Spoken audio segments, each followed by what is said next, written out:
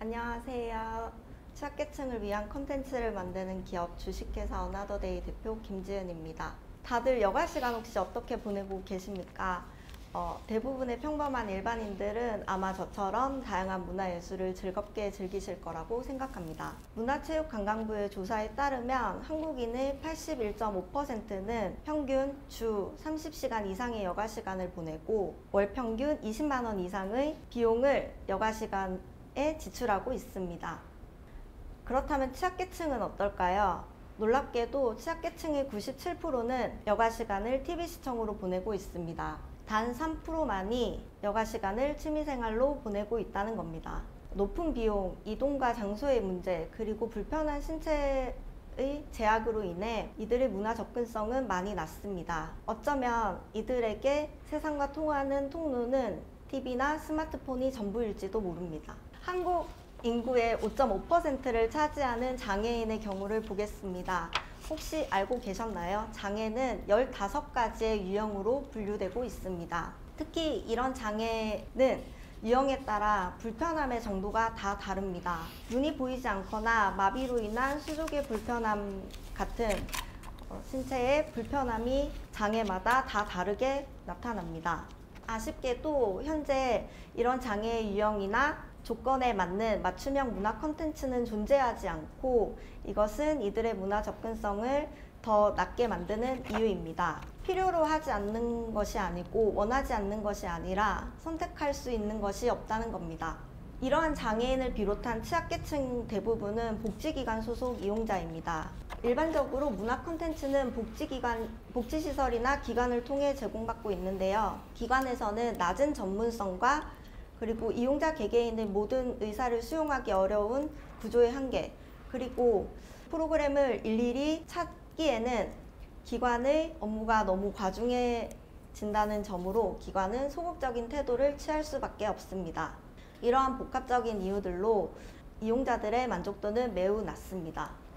이러한 문제를 해결하기 위해 어나더데이는 먼저 이용자를 위한 솔루션으로 장애 유형을 특성에 맞게 3가지로 크게 분류해 보았습니다. 인지, 감각, 신체로 카테고리를 나누었고 여기에 맞는 특성에 따라 다양한 컨텐츠를 개발하고 있습니다.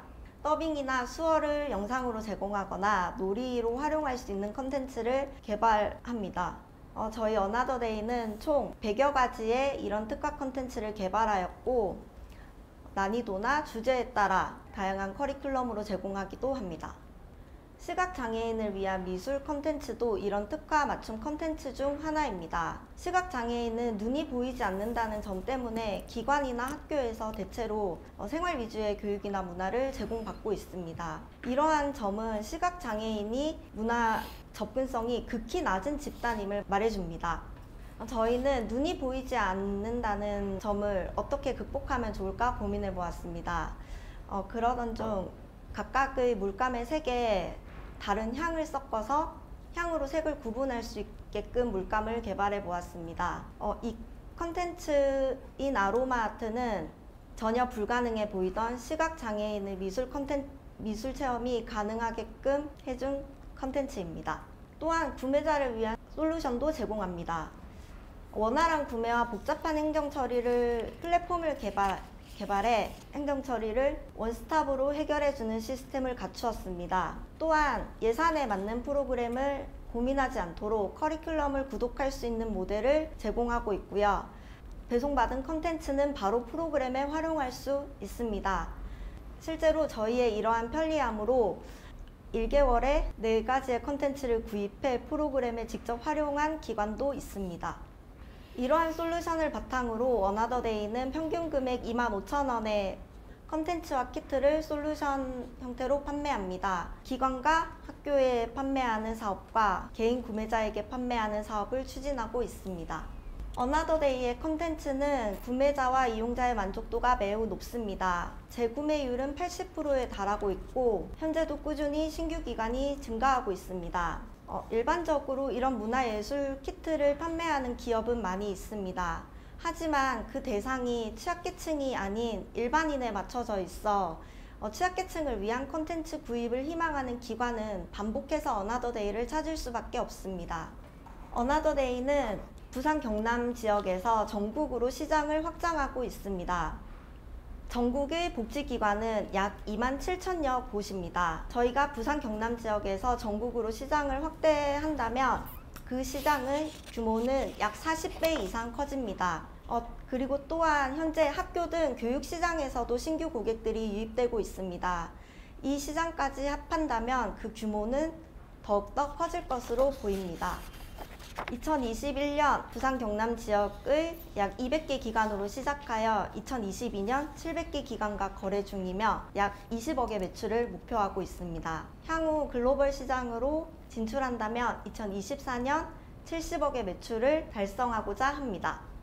어나더데이는 앞으로도 장애인을 위한 다양한 컨텐츠를 만들고자 합니다. 장애인이 즐길 수 있는 컨텐츠를 시작으로 취약계층이 자유롭게 즐길 수 있는 문화예술을 만들어 가고 싶습니다. 어나더데이는 사회복지 전문가, 장애인의 가족 등 취약계층의 이런 실태에 함께 공감하고 성장할 수 있는 다양한 구성원들과 함께하고 있습니다. 저희의 컨텐츠를 필요로 하시는 많은 분들에게 즐거운 내일을 선물해 드리고 싶습니다. 감사합니다.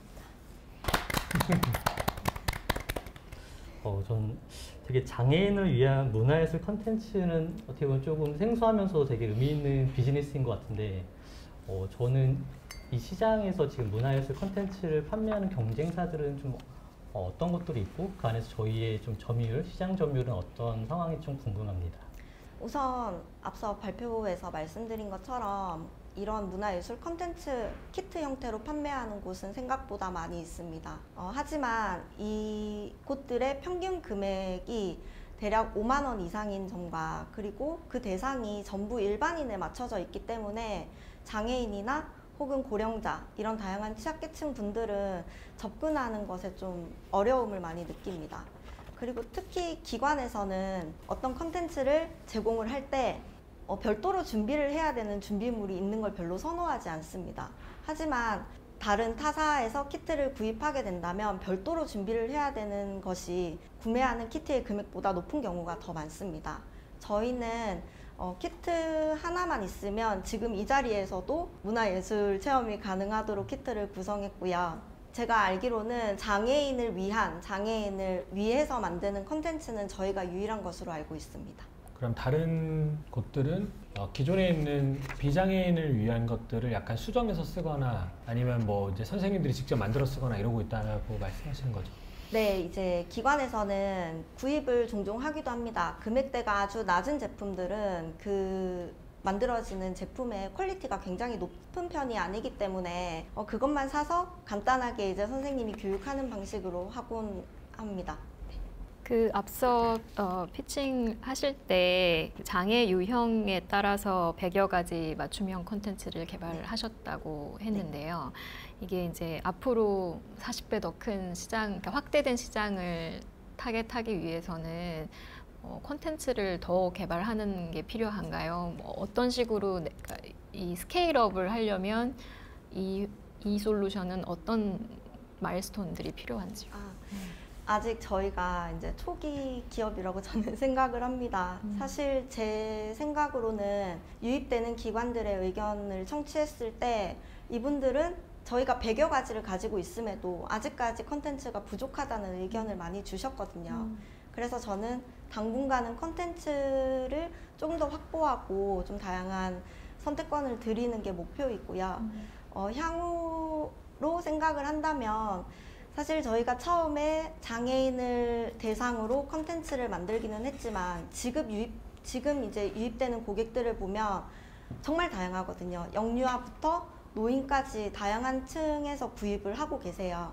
그래서 조금 더 세분화해서 다양한 계층을 위한 컨텐츠로 확대해보는 건 어떨까라고 생각을 하고 있습니다. 네. 그러면 콘텐츠 개발을 하는 것 자체가 굉장히 중요한 역량이 될 것 같은데요. 어나더데이에.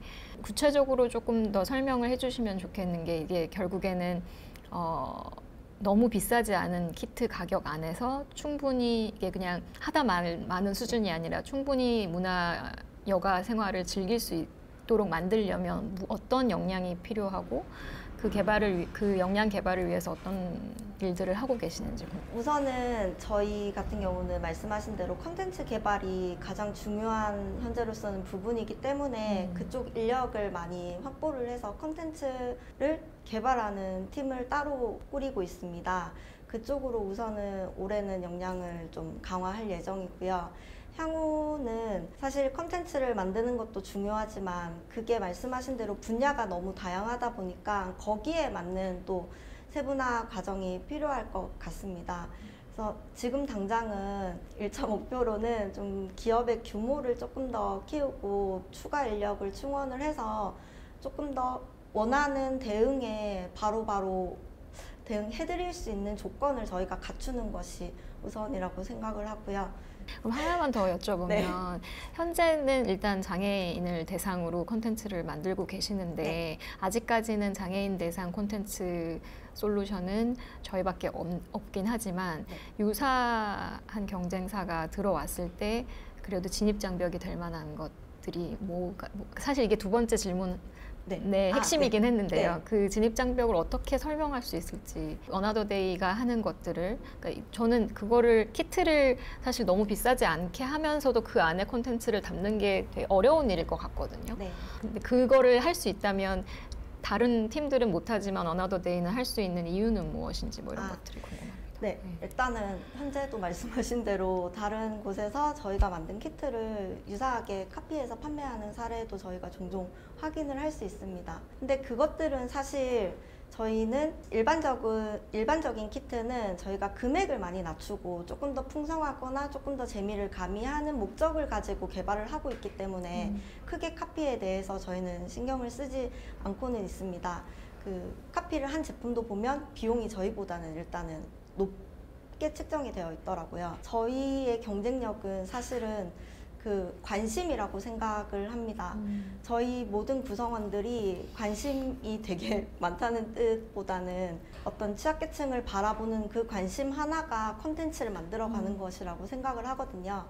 시각장애인을 위한 물감을 아까 발표하면서 제가 잠시 말씀을 드렸었는데 그 물감도 사소한 관심에서부터 시작이 된 것이었고요.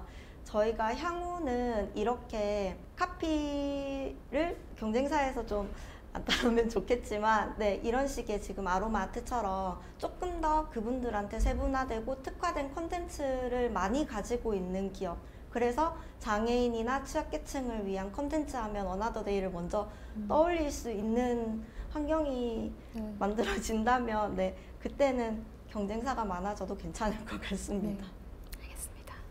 그러니까 이게 B2C 시장이 지금 뭐 있다고 치고 B2G도 아니죠. 저희 복지관 시장인데 네. 복지관에 있는 분들이 이거를 결제하고 뭐 하는 게 사실은 정부의 지침이나 뭐 되게 복잡할 것 같거든요. 네. 그냥 이제 우리가 개인들이 스마트 스토어에서 사는 거랑은 좀 다른 종류의 행정 처리가 있어야 될 것 같아서 네. 이런 부분들 어떻게 대응하는지 좀 설명해 주시면 좋을 것 같아요. 네, 사실은 이제 복지기관이 그 기관마다 행정 처리를 다 각각 다르게 요청을 주시거든요. 예를 들자면 뭐 견적서의 수, 거래 명세서의 이름, 그리고 뭐 결제 방법도 되게 다양하게 요청을 하십니다. 사실 처음에 뭐 그 거래 기관이 많지 않았을 때는 저희가 일일이 다 대응을 해드릴 수 있지만 지금 같은 경우에는 일일이 대응하기가 사실은 좀 힘들거든요. 그래서 저희가 플랫폼을 별도로 개발을 하였고 그쪽에서 본인들이 원하는 조건에 맞는 결제 방식을 선택해서 결제를 하시면 되고 또 거기에 대한 서류도 저희가 다 생성되게끔 서비스를 갖추어 놓았습니다. 그래서 원하시는 방향으로 다 네, 결제를 하고 계십니다. IT 솔루션을 만들어 놓으셨다는 거죠? 네, 그렇습니다. 감사합니다. 지금까지 주식회사 어나더데이 김지은 대표였습니다.